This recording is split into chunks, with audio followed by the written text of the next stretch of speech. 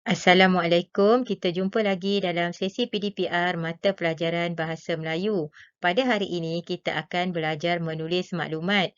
Untuk itu, kamu boleh bersedia dengan buku teks muka surat 48 dan buku aktiviti muka surat 52 dan 53.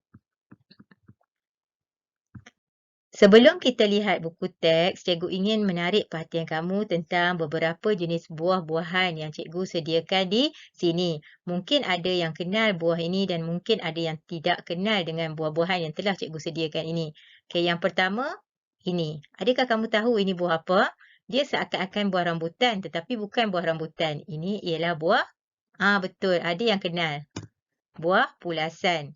Yang berikutnya, okey, bagaimana pula buah yang ini? Buah ini semakin popular sekarang kerana mengandungi banyak khasiat. Ini ialah buah durian Belanda. Ini pula, ada yang kenal bagus, ini ialah buah rambai.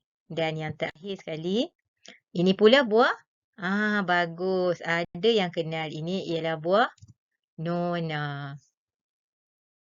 Sekarang, mari kita lihat petikan dalam buku teks muka surat 48. Kita akan membaca sambil mengenal pasti maklumat yang terdapat dalam petikan ini. Okey, menulis tembikai. Kulit tembikai hijau. Okey, apakah maklumat yang ada dalam ni? Kita tanda dulu. Kulit tembikai warna hijau.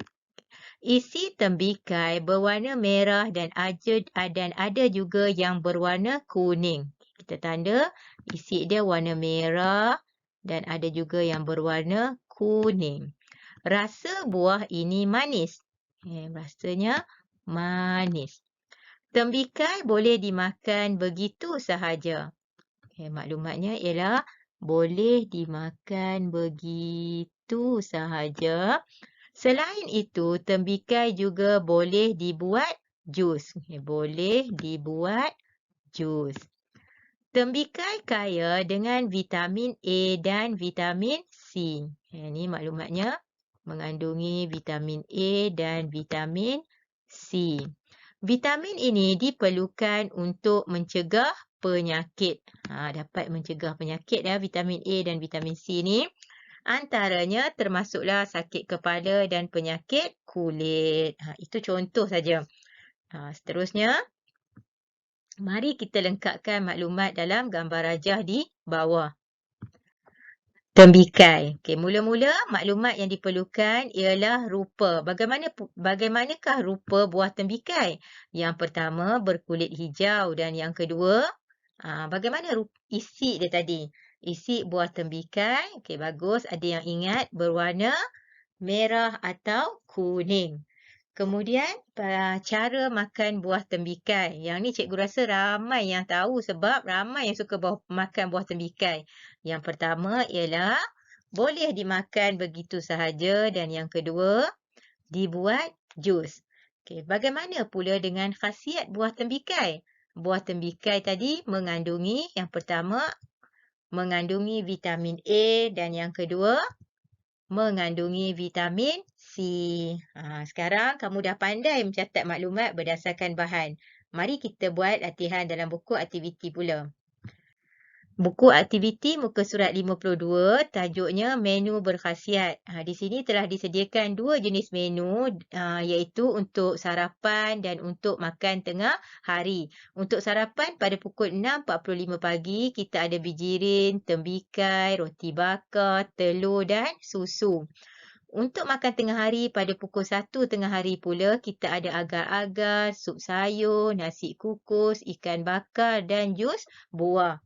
Sekarang mari kita catat maklumat di dalam rajah di bawah. Yang pertama, sarapan. Apakah makanan yang dimakan untuk sarapan? Yang ni. Semua yang ni ya. Okey, yang pertama ialah bagus, bijirin. Makanan yang kedua ialah roti bakar. Makanan yang ketiga pula telur. Dan yang keempat ialah kita boleh minum susu semasa sarapan. Okey, bagaimana pula dengan pencuci mulut? Apakah yang dimaksudkan dengan pencuci mulut? Makanan pencuci mulut ni bukanlah maksudnya kita basuh mulut kita dengan makanan tu. Bukan ya.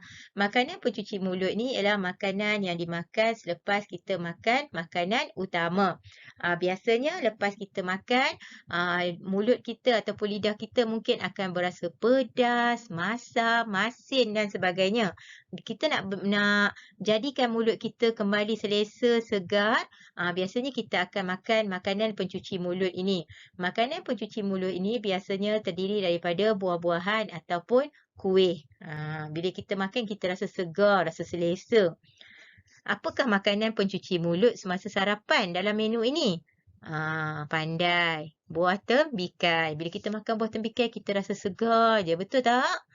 Yang berikutnya, untuk makan tengah hari. Apakah makanan yang kita boleh makan waktu tengah hari di sini? Yang pertama ialah, bagus, nasi kukus. Yang kedua, makanannya sup sayur. Yang ketiga, ikan bakar. Dan kita boleh minum jus buah. Bagaimana pula dengan makanan pencuci mulut? Makanan pencuci mulut yang dimakan pada waktu tengah hari, mungkin kita boleh makan agar-agar. Begitulah cara kita nak mencatat maklumat berdasarkan bahan. Yang ni untuk muka surat 52. Sekarang kita pergi kepada muka surat 53 pula. Dalam muka surat 33, cikgu nak jamu kamu, cikgu nak hidangkan satu makanan yang sangat sedap untuk kamu, iaitu tahu bakar. Jamu mata je lah, tak boleh makan ya. Sekarang kita nak catat maklumat. Muka surat 53, baca dan tulis maklumat. Tajuknya tahu bakar warung Pak Busu. Pak Busu menjual tahu bakar. Maklumatnya ialah tahu bakar. Pak Busu ni dia jual tahu bakar. Rasa tahu bakar Pak Busu enak. Rasanya enak. Tahu bakar Pak Busu juga tidak berminyak. Tidak berminyak. Tidak berminyak. Cikgu nak tanya, kenapa makanan tak berminyak ni bagus? Sebab makanan yang berminyak mengandungi lemak yang tinggi, tidak baik untuk kesihatan kita. Dalam tahu bakar ada timun, tauge dan sengkuang.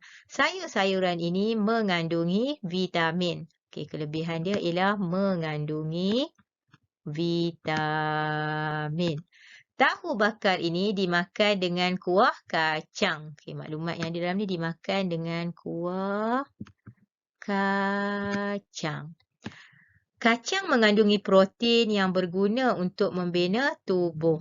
Mengandungi protein.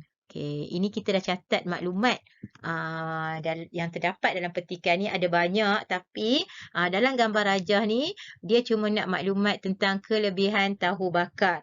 Yang pertama, kelebihannya ialah enak, iaitu sedap dimakan. Yang kedua, kelebihannya yang cikgu dah beritahu tadi, makanan tidak berminyak, baik untuk kesihatan kerana minyak mengandungi lemak dan kolesterol yang tinggi, boleh menyebabkan penyakit. Maknanya kelebihan tahu bakar yang kedua ialah tidak berminyak. Yang ketiga, kelebihannya ialah bagus, mengandungi vitamin. Dan yang keempat, kelebihannya ialah mengandungi protein. Setakat itu saja pelajaran kita pada hari ini. Kamu boleh teruskan dengan menulis dalam buku. Boleh hantar kepada cikgu untuk disemak. Sekian, terima kasih.